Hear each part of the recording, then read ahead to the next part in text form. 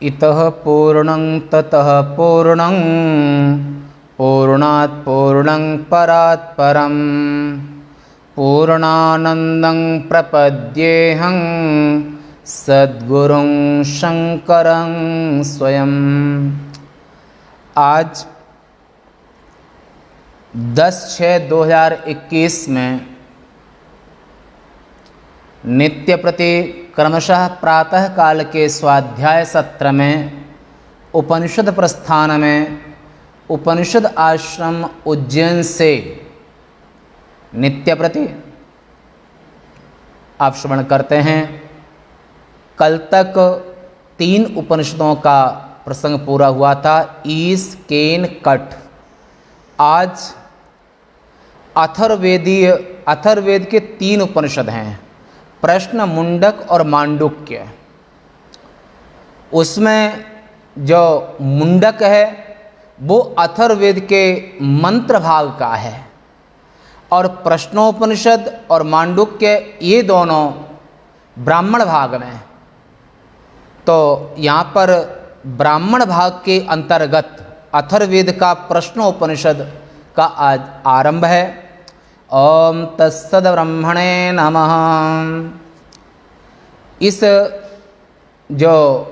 Channel में इस स्वाध्याय सत्र में आप मंत्रार्थ माने मूल श्रुति का मंत्र, उसका अर्थ, शांकर भाष्य का मतलब उसकी हिंदी व्याख्या, माने शांकर भाष्य की हिंदी व्याख्या।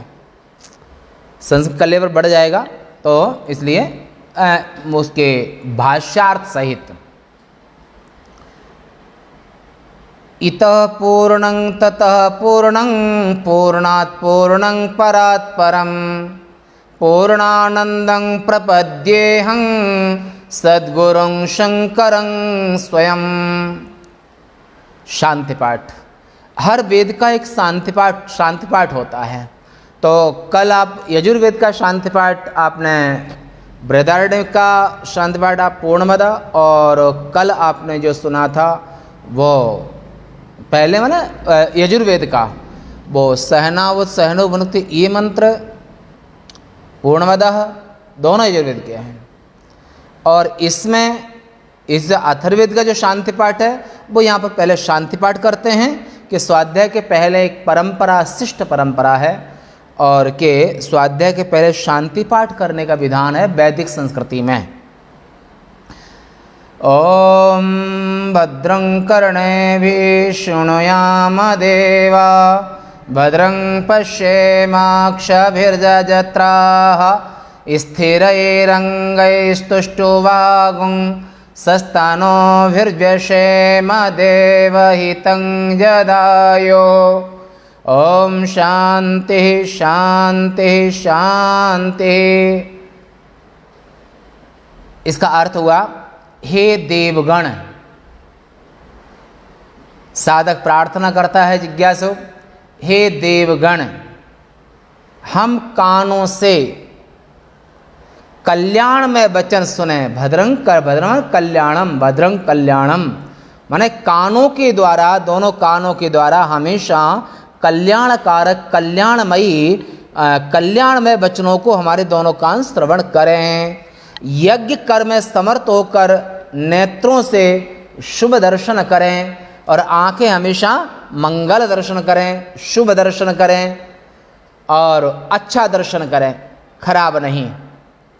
तथा स्थिर अंग, शरीरों से स्तुति करने वाले जो हम लोग देवताओं के लिए हितकर आयु का भोग करें, त्रिविध ताप की शांति के लिए 3 बार शांति शांति शांति है।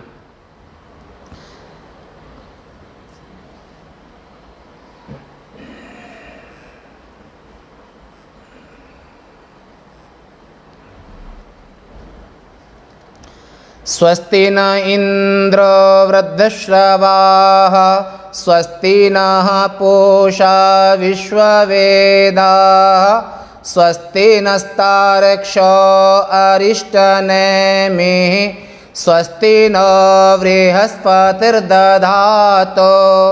ओम शांति शांति शांति। इसका अर्थ होगा कि महान कीर्तिमान इंद्र महाराज जो तीनों लोकों के राजा हैं, जो शतक्रतु जिनका नाम है, माने 100 अश्व, जब वो यहाँ राजा थे इस पृथ्वी लोक में, उस मनुष्य जब मनुष्य बने थे तो उन्होंने 100 अश्वमेध यज्ञ निर्विघ्न रूप से संपन्न किया, तो इसलिए उनका शतक्रतु नाम भी है। और वो तीनों लोकों के राजा हैं, ये आप पहले सुन चुके हैं। वो एक मनमंत्र तक इंद्र का शासन, यानी कि इंद्र की आयु होती है, ये प्रसंग आप पहले सुन चुके हैं। तो ऐसे ही तीनों लोकों के राजा जो इंद्र महाराज हैं, वे इंद्रदेव हमारा सबका कल्याण करें। वर्षा अच्छी होगी, फसल अच्छी होगी, फसल अच्छी होगी, हम सब सुख चैन से अच्छा खा सकेंगे, अच्छा पी सकेंगे और अच्छे से रह सकेंगे। तो परस्पर भावयन्तः, मनुष्य और देवों के बीच में संधि है कि परस्पर भावयन्तः, और व्यवहार का अर्थ ही होता है कि एक दूसरे के पॉजिटिव सोचें, एक दूसरे के लिए सकारात्मक रहें, एक दूसरे के लिए सहयोग में तत्पर रहें। तो मनुष्य लोक के जो प्राणी हैं वो वैदिक रीति से, माने वैदिक परंपरा से, वेद मंत्रों के साक्ष्य से देवराज इंद्र का, देवताओं का यज्ञों के द्वारा इनका यजन करें, और मनुष्य यज्ञों से देवों को संतुष्ट करें, और देवता यज्ञ भाग पा करके वर्षति, सुंदर अच्छी वर्षा करें।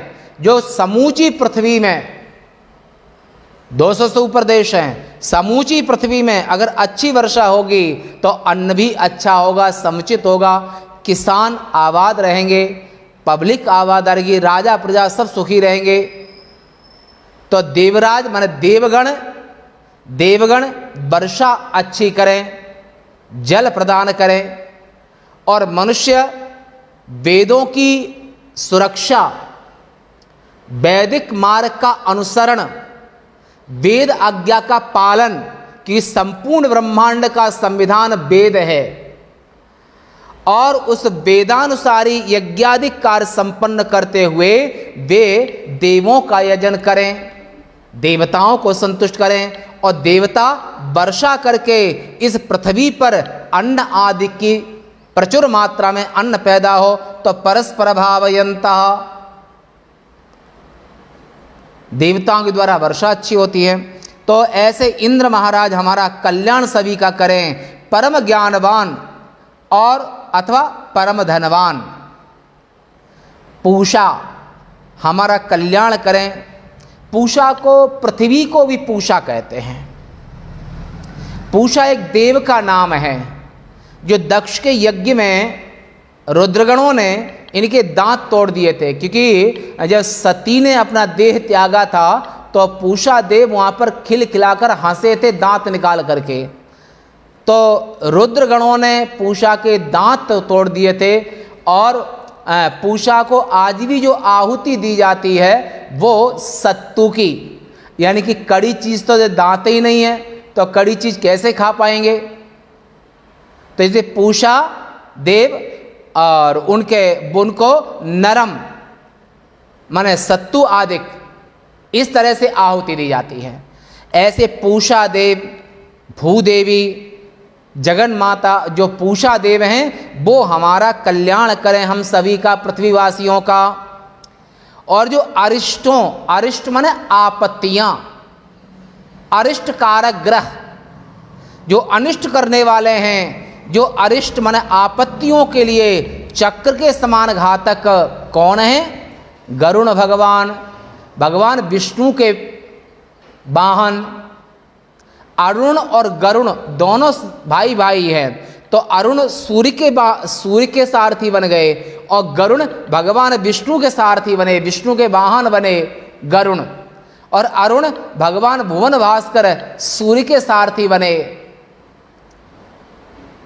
इनको बैनते भी कहते हैं। कद्रु की संतानें सांप आदिक, बासुकी आदिक, और विनता की संतान बैनतेय माने गरुण अरुण। हे गरुण देव, जो राक्षसों को, असुरों को, जो अरिष्ट करने वाले और सभी को दुख देने वाले, जो मांस मदिरा आदि का सेवन करने वाले असुर प्रवृत्ति वाले हैं, इन सबको गरुण नष्ट कर देते हैं, जहरीले लोगों को। हे गरुण देव, आप चक्र के समान दुष्टों के लिए घातक हैं। हे गरुण, हमारा सबका कल्याण करें। और बृहस्पति यानी कि देवराज इंद्र के गुरुदेव, तीनों लोकों के राजा देवराज इंद्र हैं, और देवराज इंद्र के सदगुरुदेव भगवान बृहस्पति माने बृहस्पति जी हैं, और जो तीनों लोकों के राजा के राजगुरु हैं देवताओं के, ऐसे बृहस्पति भगवान हमारा सबका कल्याण करें और हम सभी के तीनों तरह के जो ताप हैं, संताप हैं, कष्ट हैं, इन सब का निवारण करें। अब यहाँ पर ये आपने पहले सुना अथर्ववेदीय, ये तीनों उपनिषदें अथर्ववेद की हैं। तो आज जिस उपनिषद का आरंभ किया है इसका नाम है प्रश्नोपनिषद। ये अथर्ववेद के ब्राह्मण भाग की उपनिषद है। और जो इसके बाद में जो मुंडक उपनिषद आएगी वो वेदों के मंत्र भाग की उपनिषद है। और जो मांडुक्य है वो भी ब्राह्मण भाग की उपनिषद है, वो सबसे छोटी है। मांडुक्य में कुल 12 मंत्र हैं। तो ऐसे उपनिषद आरंभ करें संबंध भाष्य। संबंध भाष्य का अर्थ है इंट्रोडक्शन। जब आप निबंध लिखते हैं और पढ़ाई करते हैं, निबंध आदि लिखते हैं, तो उनसे सबसे इंट्रोडक्शन, परिचय, आगे जो कहने वाले उन सब का इंट्रोडक्शन।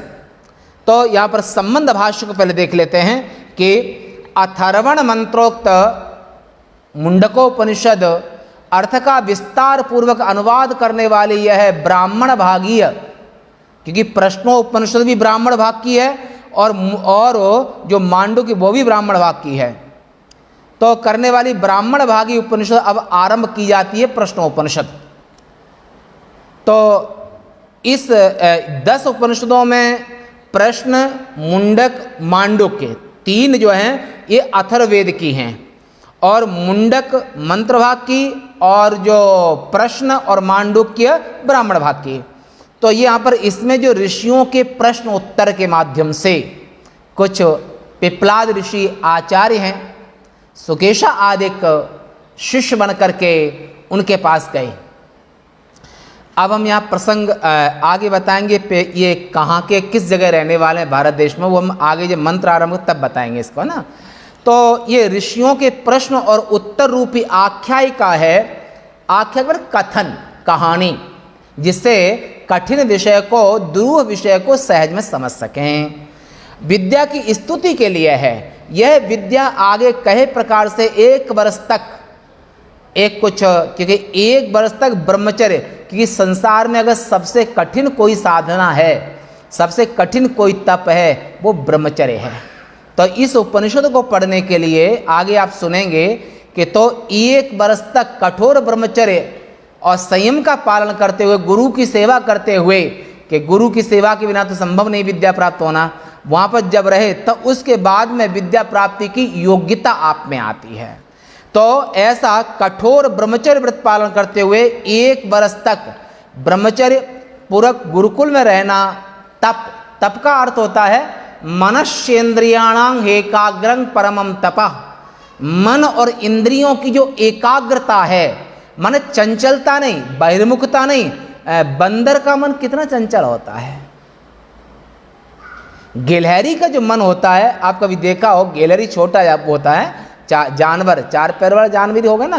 तो गिलहरी जब रास्ते में आपको मिल रही है तो एक पल में वो आगे बढ़ना चाहती है और एक पल में पीछे। उसका ब्रेन निर्णय नहीं कर पाता है, आगे बढ़ गई, आगे बढ़ना चाहिए, और आगे बढ़ती हुई गिलहरी उसी स्पीड से वापस आती है और इसी में वो मारी जाती है रोड पर। अस्थिर मन, चंचल मन गिलहरी का भी और बंदर का भी। और भी पशुतुल्येषु न ब्रूया जनेषु स्तोत्रमुत्तमम्। माने पशु बुद्धि वाले, अस्थिर मन वाले, चंचल मन वाले जो लोग हैं, तो वो ब्रह्मचर्य जैसी महान कठोर तप को कैसे स्थिर मन से कर पाएंगे। तो ऐसे तो ब्रह्मचर्य और कठोर तप मन इंद्रियों की एकाग्रता का नाम तप है। ऐसे तप को 1 वर्ष तक गुरुदेव की सेवा करते हुए, झाड़ू पोता बर्तन पानी उनको भोजन कराना, बना के खिलाना, भिक्षा करके लाना और गुरु की सेवा करना 1 वर्ष तक। उसके बाद में आप गुरु से प्रश्न कर सकते हो। ये विद्या सरल नहीं है, कठिन विद्या है ना। तो ऐसे गुरुकुल में रहना, तप करना आदि साधनों से युक्त पुरुषों द्वारा ही ग्रहण की जाने योग्य है। माने श्रद्धामयो अयं पुरुषः, श्रद्धावान लभते ज्ञानम। और श्रद्धा के बिना न तप कर सकते हो, न ब्रह्मचर्य पालन कर सकते हो, न मन की एकाग्रता, न गुरु की सेवा। ऐसा जो एकाग्रता रूपी तप, माने ऐसे जो तप से सहित अंतःकरण है, जिसका एकाग्रता है, जिनकी अंतःकरण में, ऐसे पुरुषों द्वारा ये विद्या ग्रहण करने योग्य है। पिप्पलाद के समान सर्वज्ञ तुल्य आचार्यों से ही एक कथन की जा सकती है। ये सामान्य लोग इस विद्या की व्याख्या नहीं कर सकते हैं। जो नैष्ठिक, सन्यासी, सर्वज्ञ और जो विद्वान हैं, श्रोत्रिय ब्रह्मनिष्ठ हैं, वही उपनिषदों की व्याख्या करने का अधिकार है, वही उपनिषद व्याख्या कर सकते हैं। अन्य लोग इसके विषय में व्याख्या करने का सामर्थ्य उनमें नहीं है। तो ऐसे सर्वज्ञ तुल्य माने पिप्पलाद के समान, पिप्पलाद कौन है ये भी समझ लो। पिप्पलाद ऋषि दधीच के पुत्र हैं। महर्षि दधीच और उनकी पत्नी ने कठोर तप किया। कहाँ पर तप किया? लखनऊ से 90 किलोमीटर, वर्तमान की पोजीशन में लखनऊ से 90 किलोमीटर पश्चिम दिशा में नैमिषारण्य तीर्थ है, जहाँ मनु स्वरूप तप किए हैं। और नैमिषारण्य से 11 किलोमीटर मिश्रिक तीर्थ है। उस मिश्रिक तीर्थ में ही दधीच ऋषि का आश्रम। तो उनकी पत्नी और उन्होंने उसी जगह पर महादेव की बड़ी बड़ी कठोर तप किया, और उस तप में सर्वज्ञ पुत्र की कामना से किया था। तो उनके पुत्र रूप में दधीच के पुत्र का नाम पिप्पलाद है। और इनकी बड़ी विचित्र कहानी है। और जब इनको देवराज इंद्र ने हड्डियां मांग ली, तो हड्डियां तो इनने दान कर दी। और उनकी जो पत्नी थी वो सती हो गई, पर गर्भवती थी। तो अपने पेट फाड़ करके और अपने संतान को, ऋषि के तेज को, संतान को, पीपल को कहा कि ऋषि ने और हमने तुम्हारी सेवा की, तुम भी हमारे पुत्रवत हो, और ये जो आने वाला पुत्र जो बालक है ये भी तुम्हारा छोटा भाई है, इसका पालन पोषण तुम करना।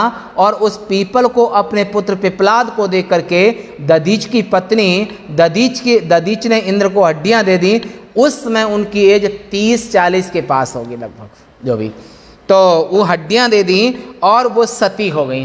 तो पिप्पलम अतीत पिप्पलादः, पीपल के पेड़ ने उसका पालन किया।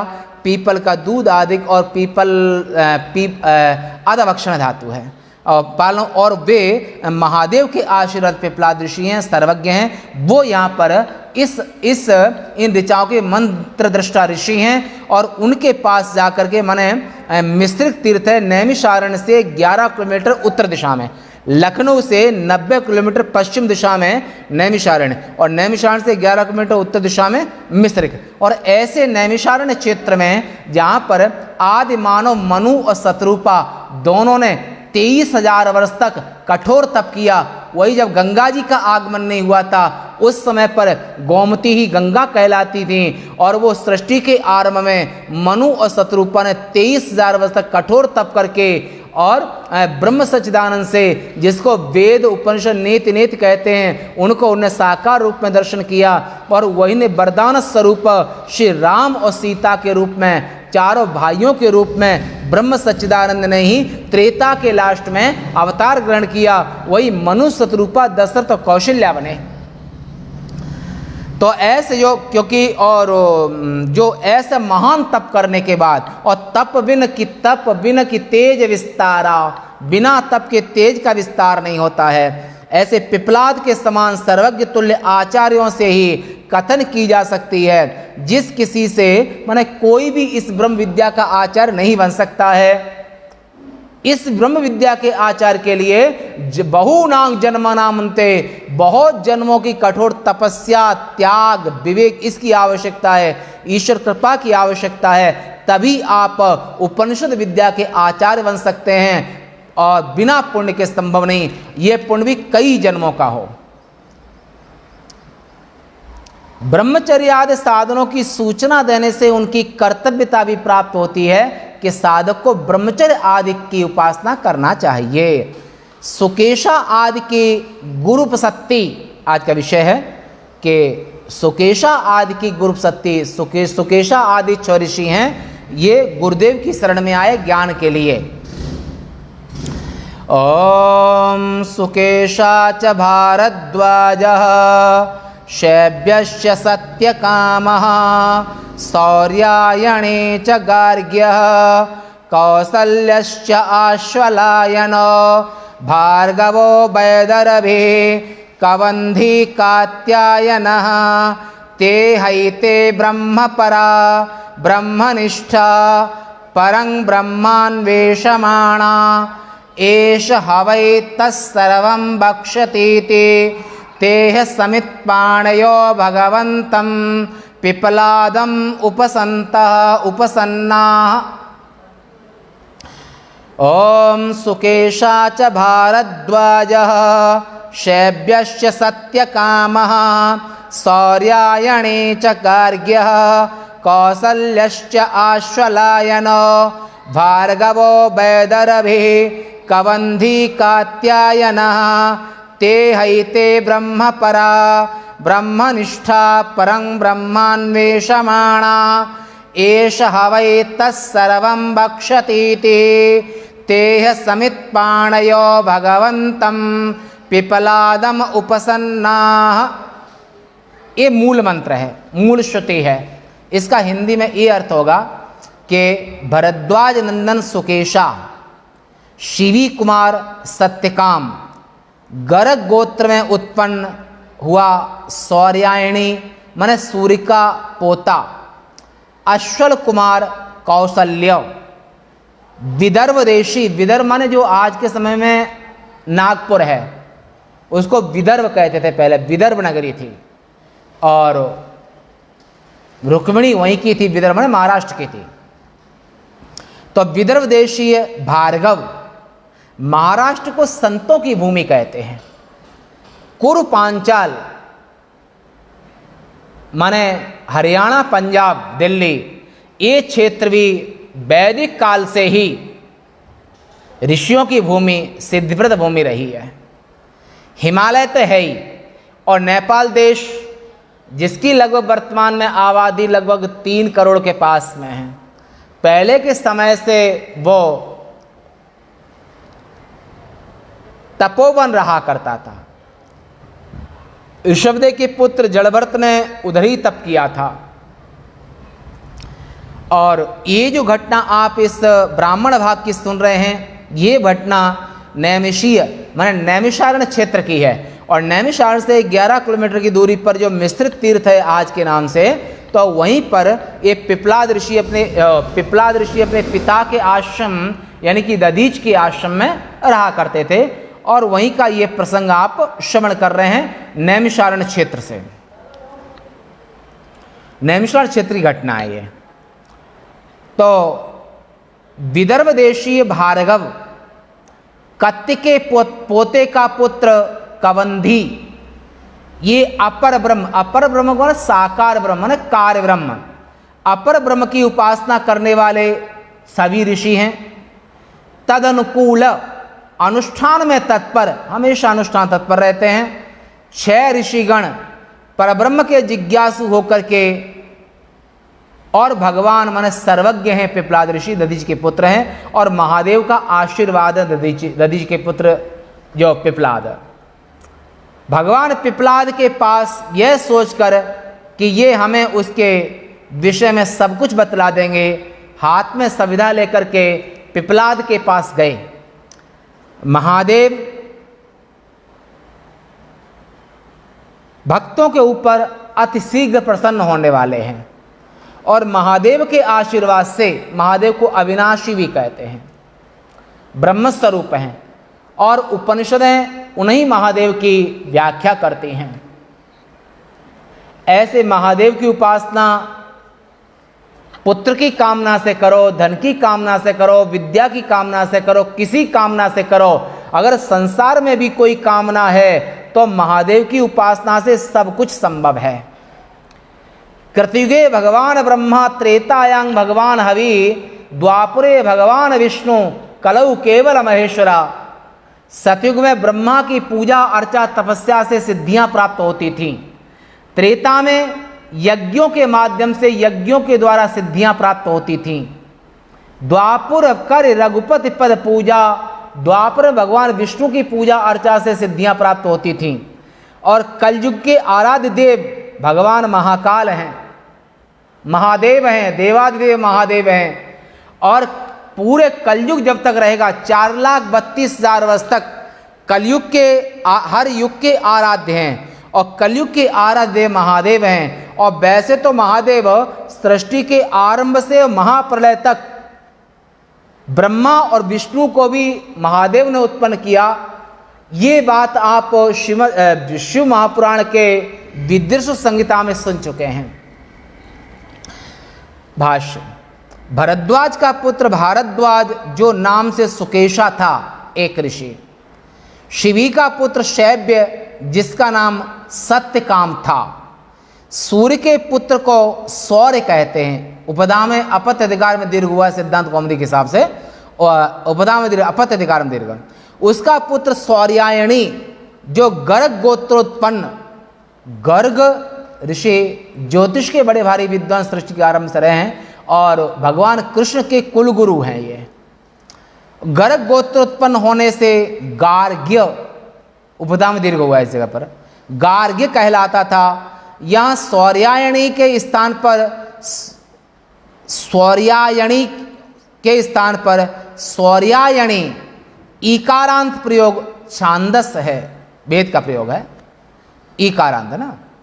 यहाँ माने वहाँ पर शुद्ध शब्द है सौर्यायणी, माने ना पे छोटी की मात्रा है वैसे तो शुद्ध व्याकरण के हिसाब से, परंतु वेद में मूल मंत्र में सौर्यायणी माने णी पे बड़ी की मात्रा है, तो बड़ी की मात्रा है वो छांदस प्रयोग है। और वेद वाणी में कोई व्याकरण लागू नहीं होता है। वेद वाणी के अनुसार व्याकरण चलता है, पर व्याकरण के अनुसार छंद नहीं चलेगा, छंद के अनुसार व्याकरण। तो यहाँ पर ये छांदस प्रयोग है, दीर्घ ईकार हुआ है, ये प्रयोग छांदस है। अश्वल का पुत्र आश्वलायन, जो नाम से कौशल्य था। और भृगु का, जो भृगु ऋषि और भृगु वंश में ही परशुराम हुए हैं, इसी गोत्र में, इसी वंश में ये भृगु का गोत्रज होने से वो भार्गव, जो विदर्भ देश में उत्पन्न हुआ था, माने नागपुर क्षेत्र में, विदर्भ देश में उत्पन्न होने से वैदर्भी कहलाता था। तथा कवंदी नामक कात्यायन, जो सिद्धांत कौमुदी पर जिन्होंने टीका भी माने वो वृत्ति लिखी है और व्याकरण के ऊपर इन्होंने काफ़ी कार्य किया, कात्यायनी, महादेव का अनुग्रह इन पर है। तो जैसे कात्यायन माने कत्य का युव संज्ञा माने अपत्य, यानी कि कत्य का प्रपौत्र, पौत्र नहीं प्रपौत्र, कत्य का जो प्रपौत्र है, जिसका प्रपितामह अभी विद्यमान था। प्रपितामह पिता का, तुम्हारे पिता का पिता, दादा, उसके तुम पौत्र हुए, और तुम्हारा जो पुत्र है वो पिता के पिता का पिता। तो ऐसे प्रपितामह यानी कि जिसका प्रपितामह अभी विद्यमान, जीवित विद्यमान था। और यहाँ युव अर्थ में गोत्र प्रत्यांत कात्य शब्द से फक प्रत्यय होकर के और उसके स्थान में आयन आदेश हुआ है व्याकरण हिसाब से। ये सब ब्रह्म पर अर्थात अपर माने कार्य ब्रह्म, अपर ब्रह्म को ही पर भाव से प्राप्त हुए और तदनुकूल अनुष्ठान में तत्पर, अतैव ब्रह्मनिष्ठ, ब्रह्म की उपासना, चाहे निर्गुण ब्रह्म की उपासना करो, निर्गुण ब्रह्मनिष्ठ तुम्हारी बुद्धि हो या सगुण ब्रह्मनिष्ठ, दोनों ही ब्रह्मनिष्ठ हैं। एक कार्य ब्रह्मनिष्ठ है, एक कारण ब्रह्मनिष्ठ है। तो ऐसे जो ऋषिगण हैं वे ब्रह्मनिष्ठ ऋषिगण हैं, परब्रह्म का अन्वेषण करते हुए, वह ब्रह्म क्या है, ब्रह्म किसे कहते हैं, ऐसा अन्वेषण करते हुए ये छह आपस में मित्र भी हैं। छह ऋषि इकट्ठे होकर के और नैमिषारण्य की ओर, माने नैमिषारण्य से 11 किलोमीटर दधीच का आश्रम माने पिपलाद, जहां पर उनके पुत्र रहते हैं, उन पिपलाद की शरण में गए।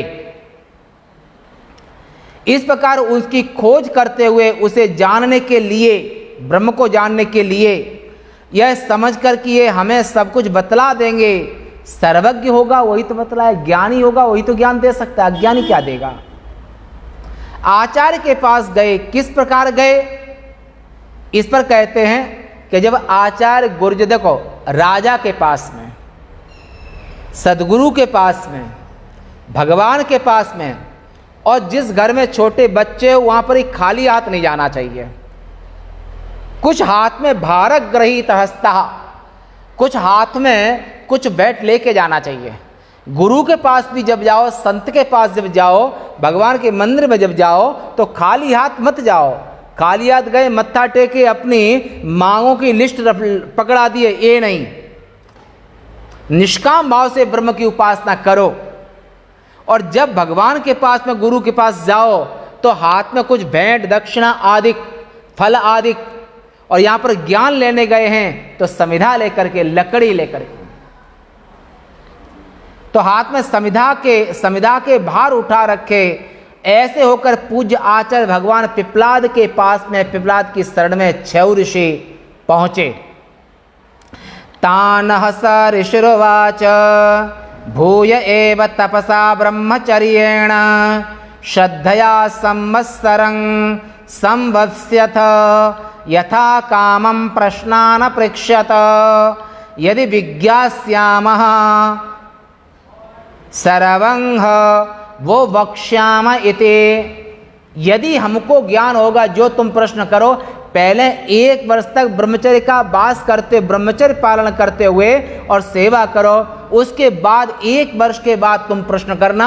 यदि हमको तुम्हारे प्रश्नों का उत्तर आता होगा तो हम अवश्य देंगे, यदि नहीं आता होगा तो मुश्किल है। पर यहाँ पर सर्वज्ञ पद दिया है, तो यहाँ पर एक जो कहते हैं कि ऋषि ने उनसे कहा तुम तपस्या, ब्रह्मचर्य और श्रद्धा, 3 बातें कही, तपस्या, ब्रह्मचर्य और श्रद्धा से युक्त होकर के 1 वर्ष तक यही निवास करो हमारे पास में। फिर अपनी इच्छा अनुसार प्रश्न करना। 1 वर्ष तक यहाँ तपस्या, ब्रह्मचर्य, श्रद्धा लेकर करो, फिर 1 वर्ष के बाद तुमसे हम बात करेंगे। आज का समय हो तो जिज्ञासु साधक तो भाग ही जाए, 1 वर्ष तक बात ही नहीं करेंगे, कोई प्रश्न नहीं कर सकते हो। आज के समय पर ऋषि मुनियों को कितना अनुग्रह है कि तुमको सहज में विद्या प्राप्त होती है। पहले समय पर इतनी तपस्या करो, उसके बाद चीज मिलेगी। तो इच्छा अनुसार प्रश्न 1 वर्ष के बाद करना। मैं जानता हूंगा तो मैं तुम्हें सब बतला दूंगा, ऐसा काम। इस प्रकार अपने समीप आए हुए उन लोगों से, माने 6 ऋषियों से, पिपलाद ऋषि ने कहा यद्यपि तुम लोग पहले से ही तपस्वी हो, पिपलाद ऋषि ने कहा कि यद्यपि तुम लोग पहले से तपस्वी हो तो भी तप माने इंद्रिय संयम, विशेषतः ब्रह्मचर्य से श्रद्धा यानी कि आस्तिक बुद्धि, श्रद्धा का अर्थ आस्तिक बुद्धि, सत्य वेद गुरु वाक्य हैं, श्रद्धा अश विश्वास, माने आस्तिक बुद्धि से आदर युक्त होकर के और गुरु शुश्रूषा माने गुरु सेवा करते हुए तत्पर रह करके 1 वर्ष और भी निवास करो। फिर अपनी इच्छा अनुसार तुम्हारे मन में जो प्रश्न हो फिर वो पूछना, जिसकी जैसी इच्छा हो। माने 6 ऋषि हैं, 6 में जिसके जो प्रश्न हो वो पूछना। फिर उसका अतिक्रमण न करते हुए जिस विषय में जिज्ञासा हो उसी विषय में प्रश्न करना। यदि मैं तुम्हारे पूछे हुए विषय को जानता होऊंगा, ये तुम्हारे पूछे हुए प्रश्न का उत्तर यदि हमको आता है तो हम अवश्य देंगे। यदि और तुम्हें तुम्हारी पूछी हुई सब बात बतला दूंगा 1 वर्ष बाद। यदि शब्द अपनी नम्रता, माने पिपलाद ऋषि ने, वो सर्वज्ञ हैं, महादेव का आशीर्वाद है, मंत्र दृष्टा ऋषि हैं, तो न आने का तो प्रश्न ही नहीं है। परंतु यहाँ पर शिष्ट परंपरा है। पिपलाद ऋषि अपनी नम्रता प्रकट करते हुए, नम्रता प्रकट करने में ऐसे कहा कि यदि हमको आएगा तो हम बताएंगे, बाकी वो तो सर्वज्ञ ऋषि हैं। तो अपनी नम्रता प्रकट करने के लिए, अज्ञान या संशय प्रदर्शित करने के लिए नहीं ऐसा कहा है, उनने अपनी नम्रता के लिए ऐसी भाषा का प्रयोग किया, जैसा कि आगे प्रश्न निर्णय करने से स्पष्ट हो जाता है। शेष वार्ता कल करेंगे। आज का विषय यहीं तक। ओम।